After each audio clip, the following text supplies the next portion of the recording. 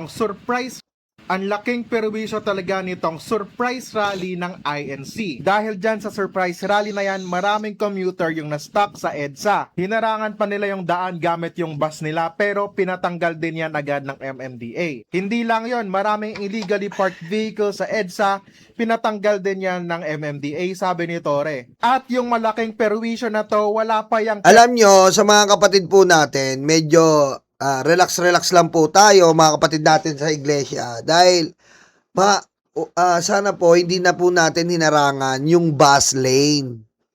Kasi po, nung hinarangan natin ng bus lane, grumabi po yung traffic. At hindi lang po grumabi yung,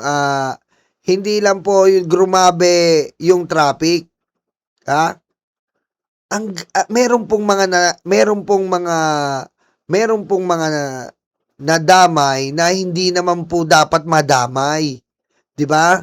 Grabe po yung okay lang po kasi ng mga kababayan na mag-rally. Wala po tayong problema 'yan. Dahil matagal na po ang pagrarally. Malaya po 'yan. Ang problema po ay may mga nadadamay po. Ito po mga kababayan ayon po sa balita, isa pong pregnant woman and her baby die after getting stuck in traffic due to INC rally. Hindi po natin alam kung totoo to, pero ito po ay nagte-trending ngayon. Okay? Ito po ang nagte-trending ngayon. Yung po kasi, ang nakakalungkot po ay yung harangan po natin etong bus lane. Ayan po, oh. Ito po kasi problema. Dito po nagalit din po ang ibang mga tao. Okay na po harangan natin yung kalsada. Ang problema po, inarangan natin yung emergency lane, which is yung bus lane. Mga kababayan, hindi lang po yan kasi bus ang dumadaan dyan. Dyan po dumadaan ang ambulansya. Ang mga ambulansya po dyan dumadaan. Kaya po medyo nasisita po ang mga nangyari dahil nga po hinarangan tong bus lane. Yung po ang nakakalungkot. 'Di ba? Kasi pang-emergency yan eh. At sa kasamaang palad nga daw po, meron pong isang buntis at anak niya ang nasawi dahil dito. Grabe po, wala po talagang galawan. Ilang oras pong walang galawan. Diba? Anong sabi? Ito, pakinggan po natin ito. Ito yung bus na hinarang daw ng INC. Kanina sa bus lane sa EDSA.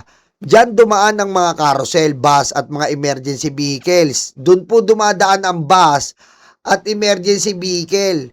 Tingin ko nakasama pa sa reputasyon nila ang ginawa nilang rally dahil nagmukha silang siga at above the law. Yun po ang punto natin. Ayos na po sana naharangan lang yung kalsada. Sabihin na natin for the sake of argument. Ayos na po harangan yung EDSA, pero hindi sana yung emergency bus lane. Na dyan po nag-a-access ang mga ambulansya. Wala akong problema eh. 'Di ba? Wala akong problema. 'Di ba? Ang problema, yung emergency lane na bus lane, tinagos po doon ang pag-arang. Yung po ang nirereklamo ng ibang mga kababayan natin. Kung ngayon pa lang ganyan na sila umasta, paano pa pag naging presidente si Marcoleta? Aray ko. Ayan na po, sentimiento. Kumbaga, ngayon pa lang po na senador, ganyan na raw po umasta. Paano pa daw pag naging presidente daw si Marcoleta? Di lahat tayo, nakapiluka. Aray ko. Baka dumating po ang pagkakataon, mapalitan si Dr. Jose Rizal. Ang maging national hero natin ay si Pangulong Duterte. Aray ko. Ano ang gagawin mo kapag nalaman mong may kapatid ka sa labas? Papasukin ko.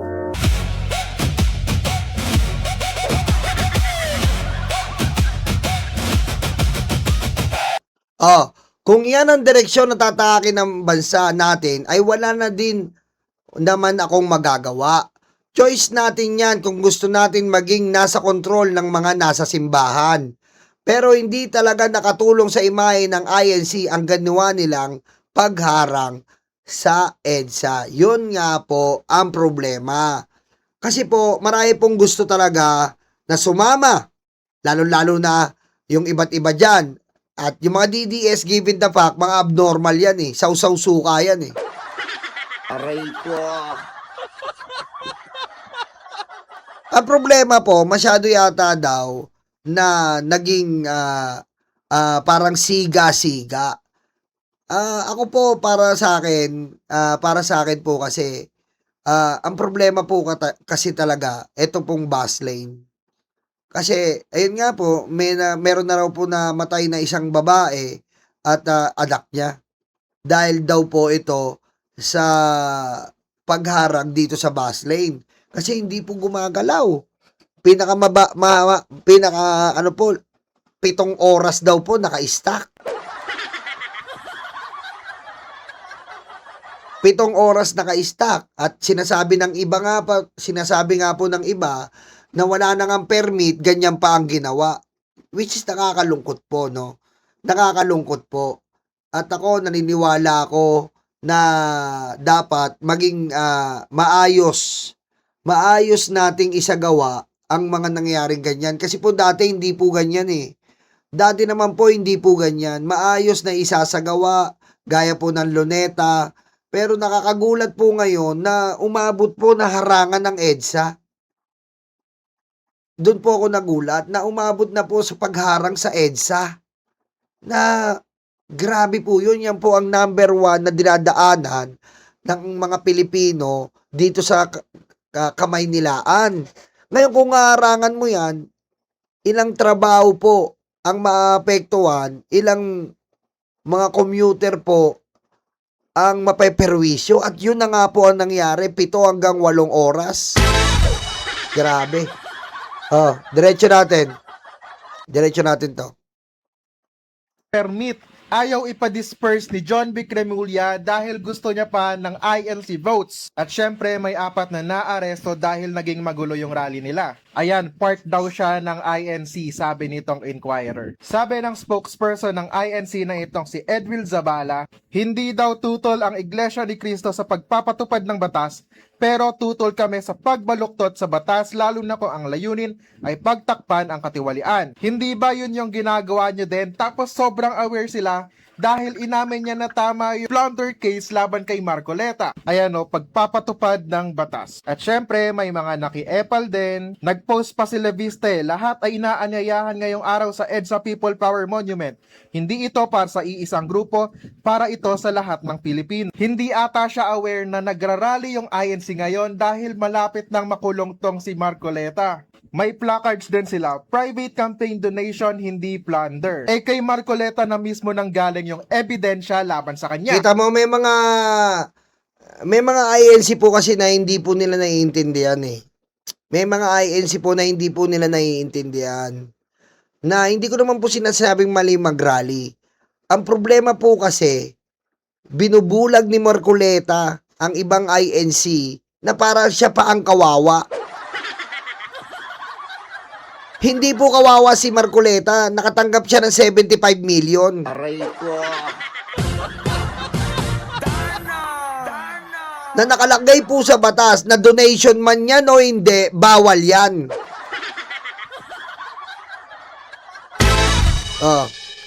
Alam mo, mga kaibigan ko, nagbigay sa akin talaga. Alam mo, pakiusap lang nila. Isa lang. Tanggapin mo ang tulong namin sa'yo. Okay.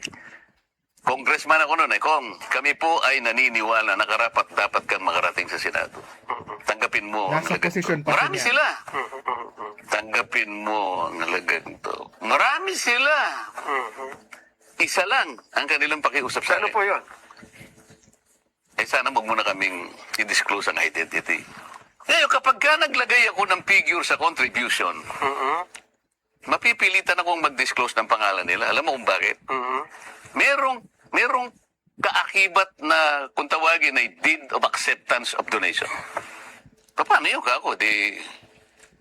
Contribution to eh. Hindi, sabi niya. Kapag contribution, Binigay ko nga kailangan sa'yo, public Contribution, pero utang na loob mo sa Kailangan akin. publicly alam. Contribution, pero utang na loob Yan, mo utang sa na loob akin. daw. Ituring mo na lang na utang, sabi niya, di ba? Loan. Hindi, Hindi utang daw lang. loan. Basta utang na hindi Utang na babayaran. loob nga. Utang na loob Ang kulit mo, eh. Nelson. Ngayon, dahil sa hindi ko pwedeng isiwalat ang kanilang identity, kaya sinabi ko zero in contribution. Yan na, napanood nyo, si Marcoleta na mismo nagsabi. Dahil sinabi niya na utang na loob daw, papasok yan sa indirect bribery kasi tumanggap siya ng gifts by reason of his office. Kita mo, indirect bribery yan eh. Indirect bribery, napakalinaw naman. Dahil nga congressman siya, yung indirect bribery niya, naging ill-gotten wealth na yan. At dahil 3 beses binigyan si Marcoleta nila Defensor Espiritu Enviray na nagkakalaga ng 75 million pesos in total, mas lalong pasok yan sa definition of crime ng plunder kasi kinakailangan aggregate amount or total value of at least 50 million pesos shall be guilty of the crime of plunder. Sa Ayan po, malinaw naman po eh. 75, 50 million above, plunder yan. Sus mio. Aray ko. sobrang gustong lusutan ni Marcoleta yung issue sa sose niya, Ah. nakasuhan tuloy siya ng plunder. Si Marcoleta yung tunay na bending the law dahil siya yung nagsabi na hindi during campaign period niya na-receive yung donations, kung hindi before that, na congressman pa siya noong January 2025. Kasi mali ka talaga eh. Dapat sinabi mo during campaign donation. Mababa lang penalty mo. Mali eh. Aray ko. Diba? Ano ba kaso nun? Kaya nga, violation, donation, donation during campaign. Ayan. Philippines. Ayan, tingnan natin. Ito, Article 8. Ano bang kaso? Tingnan natin ha. Section, tingnan natin. Giving donation or his or her spouse or any relative within the second civil degree of consanguinity or affinities. Anong violation yan? Tingnan natin mga kababayan ha, kung ginawa ni Marcoleta, inamin niya na lang. Andali lang. Ito.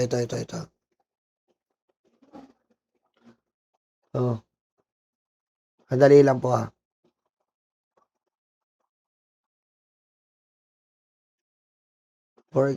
Sandali lang, tingnan natin. Tayong alam sa batas eh.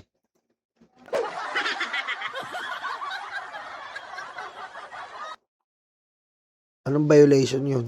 Kaya, ibig sabihin, mali yung pinaglalaban ng mga taong to. Binigyan na nga sila ng sign ng Panginoon. Ayaw pa rin nila tumigil. Ay, nako. Ayan po ha. At ano po ba nangyari? Ito nga po yung sa MMDA oh. Ito po yung... Nakaarang na yung bus sa ano? Nakaarang na yung bus sa busway. Wala na makadaan. Kaya po. Tres, pakipicture na matres. 606 sir. Nakaharang na po yung bus sa busway. Wala na po makadaan.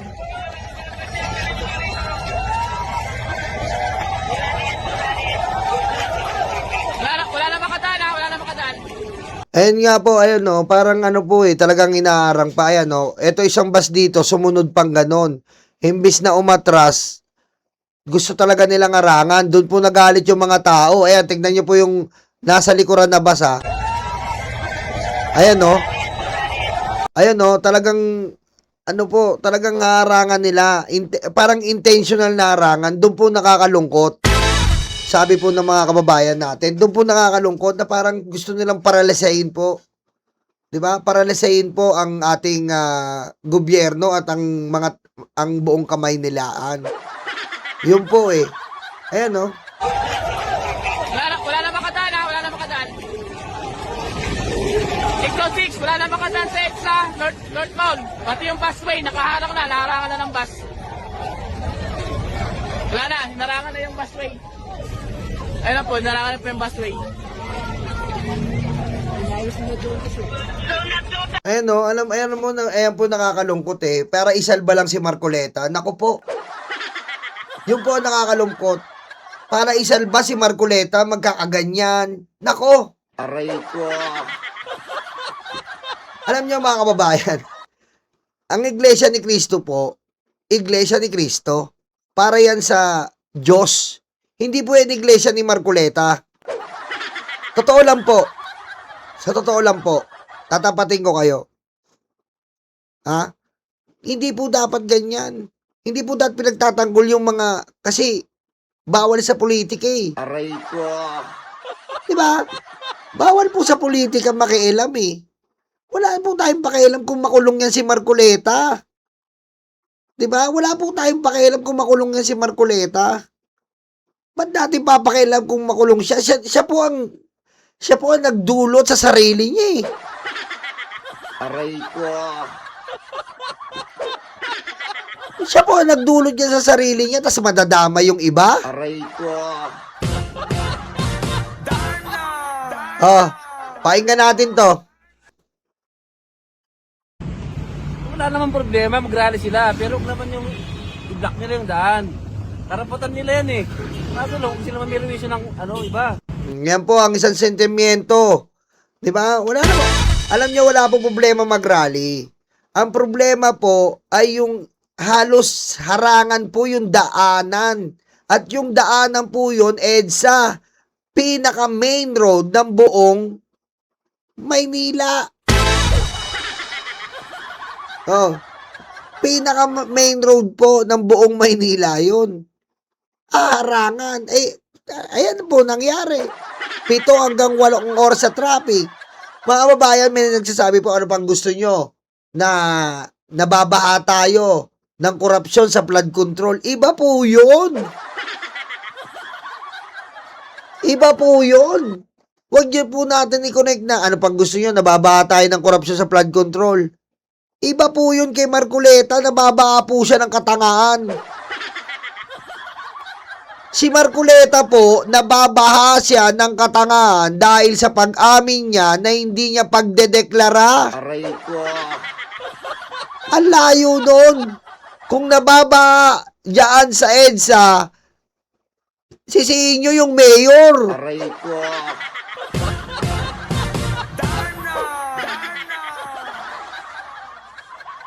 Di ba?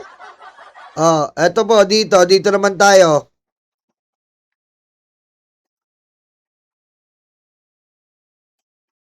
Naghang dito muna po tayo, ito. Sir, mo nangyari sa inyo? Ba't ano po?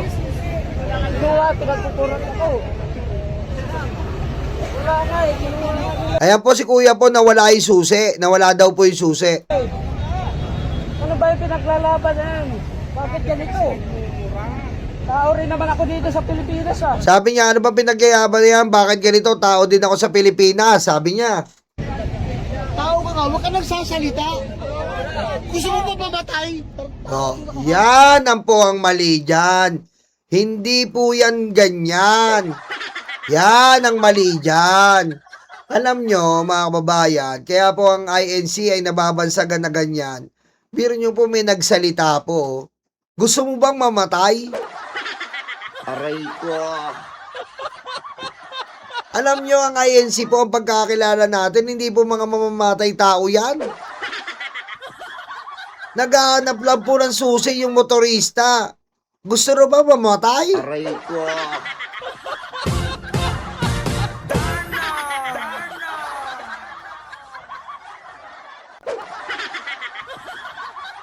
Diba? Narinig nyo po yun. Yun po nakakalungkot eh. Bakit ganito? Tao rin naman ako dito sa Pilipinas ah. Tao ka nga, huwag ka nagsasalita. Gusto mo ba mamatay? Ano po ba yan? Ba't mamamatay? Naghahanap na ng susi yung tao. Diba? Alam nyo, nakakalungkot yung mga bagay na ganito eh. Yung isang tao po nagbibigay sentimiento sapagkat siya ay dumadaan para makapagtrabaho. Tao rin naman daw siya at kailangan mo pumakasok sa trabaho. Ngayon nagtatanong siya kung nasa yung susi. Baka may kumuha. Meron po isa po na nagsabi, huwag kang ganyan magsalita, gusto mo mamatay. Ano po ba yan? Aray ko.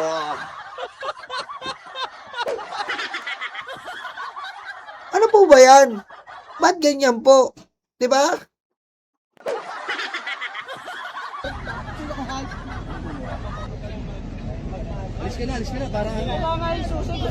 O, pinapaalis siya. Eh, paano siya aandar? Wala nga susi. Aray ko. Aray ko.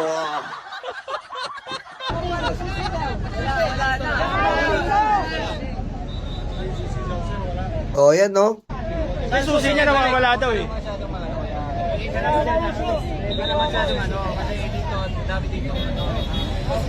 Susi, balik! Susi, bigyan niyo! Susi! O, kita nyo? Huwag po sana tayong ganyan sa mga kapatid natin. Sasabihan natin mamatay.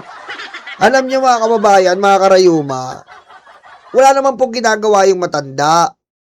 Eh, ba't sasabihan natin mamatay? Nakakaano naman po yun? Diba? Alam nyo ako, isa ako sa nalulungkot po sa nangyayaring ito. Kung meron pong apektuhan, ako po nalulungkot ako dahil hindi po dapat ganyan. Hindi po dapat ganyan. Pagbabantaan mo ang isang dumadaan para lang magtrabaho, gusto mamatay. Aray ko. Hindi naman ganyan yung turo eh. Kapag di isang ayon, papatayin nyo. Aray ko. Hindi naman ganyan yung turo. Oh. Ayan oh, tignan niyo po yung mga comment section, oh. Oh, tignan niyo po yung nasa comment section, grabe. Oh. Oh. Ayan oh. Oh, ayan po, oh, sabi oh, oh. Barbaric, palabanta, kuyog at mamamatay tao, mga demonyong kultong. Ayan po ang nasabi ng mga tao. Oh, mga kultong nga, kita mo, ayan po eh, lalong kakaiba talaga, heist. Grabe po, trending na trending po ngayon. Sobrang bas po ang inaabot ngayon sa nangyayari pong rally. And sobrang nakakalungkot. And sobrang nakakalungkot na hindi naman po dapat umabot sa ganyan. Naman kung sana po, kung kabuuan po ng INC ang talagang sinira, isang Marcoleta lang po. Ha?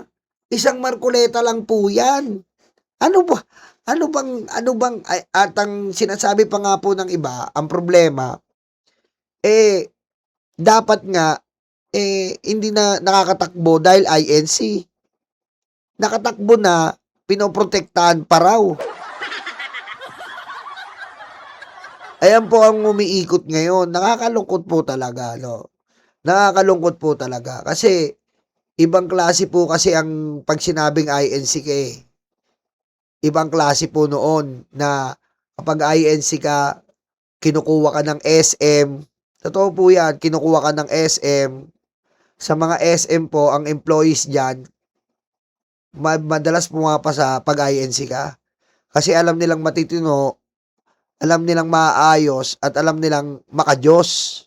Pero ngayon po, kita nyo naman po, yung INC, makikita mo, nadadamay po sa isyong politikal na nakakalungkot. Nabawasan po ng malaki ang ehemplo ng INC dito. Diba?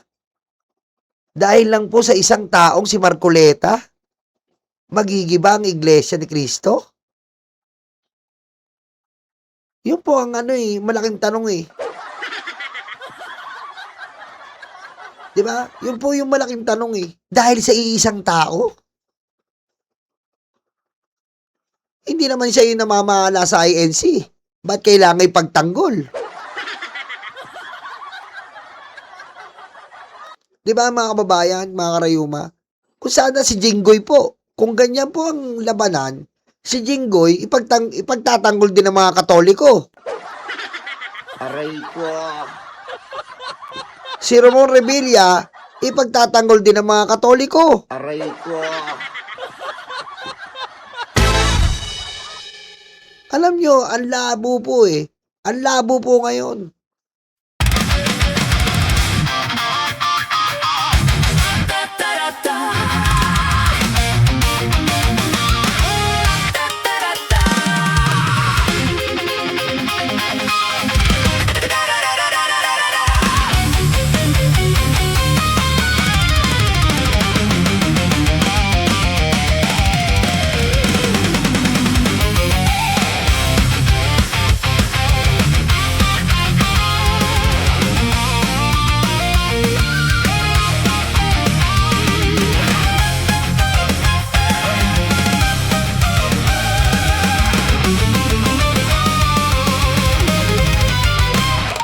Madilim daw ang paligid, putukan daw ay maririnig. Takot sa kanilang mata, ikaw ay madadala. Huwag kang palinlang kaibigan, Judas na 13 yan. Sinira nila ang Senado, sobrang ganit mga ito. Hindi nyo na maloloko mga Pilipino. Gising na gising kami sa kabobohan nyo. Di bumenta ang pelikula, pati ang drama. Sa sobrang kapal ng mukha, nangungumusta pa. Hindi nyo na maloloko mga Pilipino. Gising na gising kami sa kabobohan nyo. Di bumenta ang pelikula, pati ang drama. Sa sobrang kapal ng mukha, nangungumusta pa. May kaso at may sabit, sila sama-sama. Sigaw ng puso'y Duterte, abay nakakaputang ina. 10 utos kaibigan, huwag patayin ang kapwa mo. Tinago nila si Bato, pinatakas din ito. Hindi nyo na maloloko mga Pilipino. Gising na gising kami sa kabobohan nyo. Di bumenta ang pelikula, pati ang drama. Sa sobrang kapal ng mukha, nangungumusta pa. Hindi nyo na maloloko mga Pilipino. Gising na gising kami sa kabobohan nyo. Di bumenta ang pelikula, pati ang drama. Sa sobrang kapal ng mukha, nangungumusta pa.